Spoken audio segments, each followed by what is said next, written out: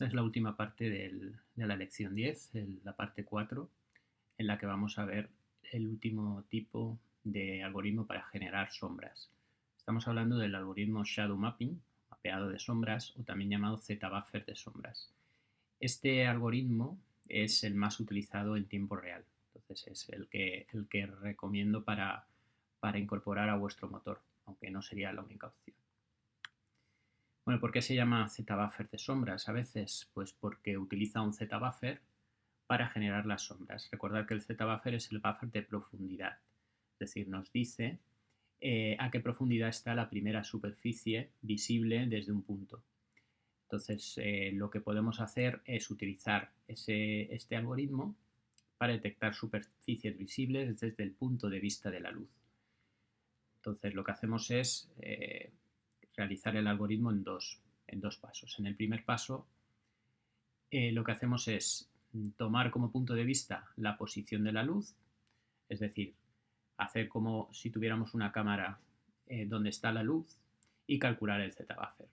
Esto lo que hará será generar un buffer con las profundidades de las zonas visibles desde la posición de la luz.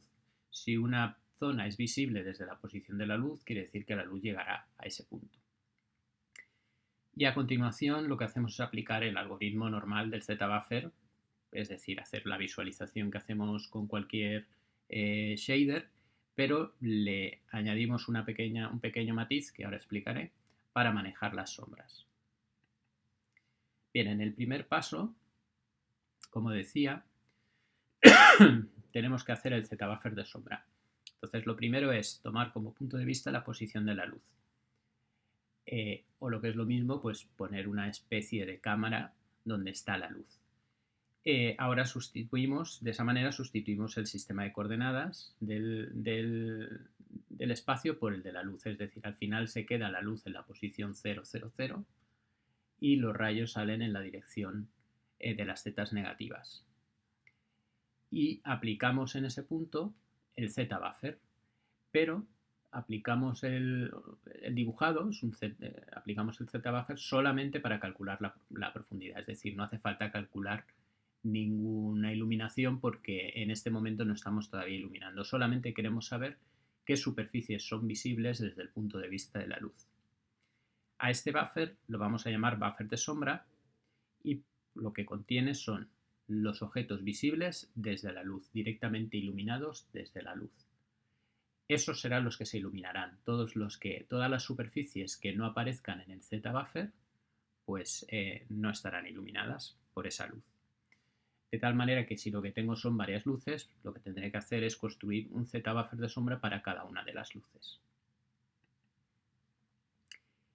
Una vez que ya tengo calculados todos los Z-Buffers de sombra que sean necesarios, lo que hacemos es aplicar la visualización que deseemos para nuestra escena con el shader correspondiente, pero vamos a hacer una pequeña modificación.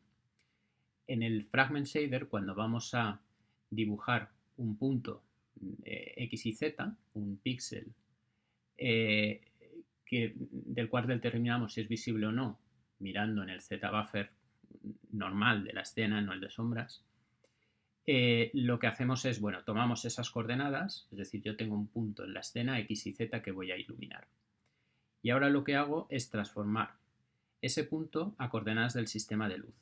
O lo que es lo mismo, lo que hago es aplicar la matriz le aplico como matriz view lo que sería la matriz de luz. Esto lo que hace es poner las coordenadas X y Z en coordenadas de la luz. Y ahora lo que obtengo es un valor X', Y', Z'. Ahora lo que hago es consultar con el valor de profundidad almacenado en el Z-Buffer de sombra para cada una de las luces. Entonces comparo ese Z' con el Z almacenado en el Z-Buffer. Si coinciden, querrá decir que esa es una superficie que es visible desde la luz, por lo tanto le da luz. Si no coincide, es decir, es más lejano, pues lo que ocurre es que ese punto no está iluminado por esa luz. Entonces, en definitiva, si z' es mayor que la profundidad almacenada, pues lo que tenemos es un objeto más cercano a la luz que ese píxel y no debemos iluminar el punto de luz. Por lo tanto, no le aplicamos la iluminación de esa luz. Sin embargo, si fuera igual, entonces sí que le aplicaríamos la luz. Por lo tanto, en realidad, el algoritmo del shader, del fragment shader que hemos visto, por ejemplo, el de Phong, lo único que necesita es, antes de aplicar la iluminación, hacer una comprobación de si ese punto es visible o no desde el punto de vista de la luz. Aquí lo tenemos gráficamente. Espero que con esto quede bien claro. Supongamos que tenemos esta escena. Tenemos simplemente dos objetos, un cubo y una esfera. Y tenemos la cámara en esta posición, aquí a la izquierda, y arriba tenemos la luz. Entonces, en el primer paso, lo que hago es colocar la escena desde el punto de vista de la luz. Es decir, tomo esto como si fuera la cámara. Aplico el algoritmo de visualización, pero no es necesario iluminar, solo me interesa el Z-buffer. Y en este Z-buffer, lo que yo veré desde este punto de vista es el cubo y delante la esfera. Lo que tenemos aquí, el cubo y delante la esfera. Aquí lo que tendremos almacenada será la profundidad de cada uno de estos objetos. Entonces esta zona de aquí tendrá una profundidad correspondiente a la esfera porque tapa a esta parte del cubo y el resto estará ocupado por el cubo o bien por el fondo de la escena. Recordad, esto solo almacena la Z' vista desde el punto de vista del buffer de sombra. Ahora, en el segundo paso, aplicamos la visualización normal. Entonces ya coloco mi observador en este punto y empiezo a hacer el algoritmo del Z-buffer, o lo que es lo mismo, calculo la iluminación de este fragmento. Este píxel que voy a iluminar se corresponde con este fragmento de aquí, de encima del cubo. Vale, entonces antes de iluminarlo, lo que hago es comprobar si entre este punto y la luz existe algún objeto intermedio. Está claro que sí que existe. Luego este punto no va a estar iluminado. Pero ¿cómo hago esa comprobación? Lo que hago es poner este punto en coordenadas de este sistema de la luz y entonces observo que la profundidad Z de este punto es mayor que la profundidad que tendré almacenada que se corresponde a esta primera intersección en la escena. Por lo tanto, este polígono de aquí está tapando a este de aquí. Luego, a este punto no lo tendré que iluminar. Sin embargo, si estoy iluminando otro fragmento diferente, por ejemplo este, en el que no hay ningún elemento intermedio, pues entonces comprobaré que la Z almacenada aquí es igual que la Z que acabo de calcular y por lo tanto sí que se ilumina. Aquí tenemos un ejemplo de cómo quedaría la imagen final. Esta sería la escena. La luz se supone que está aquí detrás, entonces se está iluminando y por lo tanto se genera esta sombra de aquí. Si yo coloco la cámara virtual aquí encima donde está la luz, lo que vería sería esto de aquí. Fijaos, esto es el Z-buffer. Lo que me está indicando el Z-buffer son las zonas iluminadas directamente, las que le llega la luz. Sería toda esta zona de aquí, la esfera y la mesa, menos las zonas que tapan precisamente estos dos objetos. Entonces, cuando yo visualizo la escena, compruebo que estos puntos, por ejemplo, esta zona de aquí o esta zona de aquí, son justamente los polígonos que están detrás de este objeto y este objeto en el Z-buffer de sombra. Por lo tanto, ahí no tengo que aplicar la luz. Por eso genero perfectamente la sombra. Es un algoritmo que funciona muy bien para cualquier tipo de objeto, es decir, yo veo en todas las sombras posibles, no tengo que hacer ninguna operación adicional, pero tiene algunos pequeños problemas. El principal problema que tiene es el problema del aliasing. Es cuando se produce un efecto de escalonado en las sombras. Bueno, ¿por qué se produce ese efecto escalonado? Pues se produce sobre todo además en aquellas superficies que están más oblicuas con respecto a la luz. Imaginaos que yo tengo aquí el observador y entonces estoy calculando este fragmento de aquí, ¿vale? Este fragmento se corresponde, si la luz está en este punto, está orientada en esta dirección, se corresponde con un trocito del Z-buffer. ¿Qué ocurre? Que este trocito del Z-buffer, ahora estamos viendo, está ampliado esta parte de aquí, este trocito que se corresponde con el tamaño del Z-buffer está ocupando o maneja toda la sombra correspondiente a esta superficie y en coordenadas de la cámara se corresponde con todo este trozo de aquí. Es decir, la superficie que yo manejo con el Z-buffer, ten en cuenta que lo que estoy haciendo es discretizando la escena, la estoy dividiendo en pequeños trocitos. Esta zona que se corresponde con una especie de píxel, cuando la visualizo, la sombra afecta a toda esta parte. Es decir, que lo que hago es como estirar. En definitiva, lo que hago es aplicar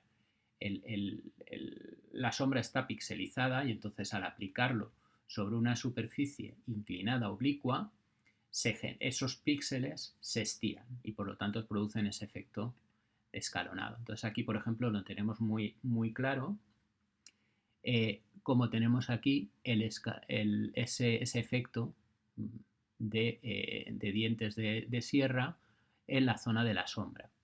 Aquí tenemos otro ejemplo donde tendríamos muy limitado ese efecto. Aquí la calidad es mucho mayor que aquí. Bueno, ¿y esto cómo puedo solucionar el problema del aliasing? Pues básicamente de dos maneras. Una es lo que llamamos el supermuestreo. El supermuestreo es hacer más grande el buffer de sombras. Cuanto más grande es, ese efecto de escalera es mucho más pequeño, porque los píxeles que manejan o que calculan las sombras son mucho más pequeños. Aquí tenemos un ejemplo en la columna de la izquierda, cómo afecta diferentes tamaños de Z-buffer. Aquí tenemos un tamaño muy pequeño, veis como la sombra es bastante mala. En el de abajo tenemos un tamaño intermedio, entonces se sigue produciendo el efecto de aliasing, pero ya es mucho menos notable. Y en el de en medio, que tenemos mayor resolución, en la sombra tenemos un tamaño, un efecto mucho mejor. No obstante, por muy grande que hagamos el Z-buffer de sombras, al final ese efecto siempre va a aparecer en una medida u en otra, sobre todo cuando haya superficies muy inclinadas. ¿Qué soluciones tenemos para esto? Bueno, pues una solución, por ejemplo, sería aplicar algún tipo de filtro de imagen, un filtro de emborronamiento, una especie de algún tipo de convolución. Entonces tenemos, por ejemplo, aquí ese filtro aplicado a los de la izquierda, a las imágenes de la izquierda. Entonces en el primero tenemos este filtro, en el segundo el mismo y en el último también. Daos cuenta cómo se difumina muchísimo el efecto de los dientes de sierra, pero claro, si tenemos una imagen muy mala de partida, pues la sombra no está nada definida. En estos de aquí, pues el efecto es mucho mejor. Si aplicamos el mismo filtro, pero con un filtrado mucho mayor, es decir, con un emborronamiento mayor, pues aquí prácticamente se diluye la sombra. En este queda muy bien marcada, en este también se diluye algo, pero también queda bastante bien. Entonces al final lo que se suele hacer es combinar un tamaño de Z-buffer de sombra adecuado para que no se produzcan demasiados picos de sierra y un filtro que nos permita pues mejorar ese efecto. Entonces además esos filtros también vienen bien no solamente por el hecho de eliminar ese efecto, sino porque al difuminar nos da la sensación de una escena mucho más natural, porque normalmente estas sombras tan marcadas solamente ocurren cuando tenemos una iluminación muy fuerte y muy directa. Entonces esto sería mucho más adecuado, esta de aquí o el de abajo sería mucho más adecuado para una escena, por ejemplo, de interior.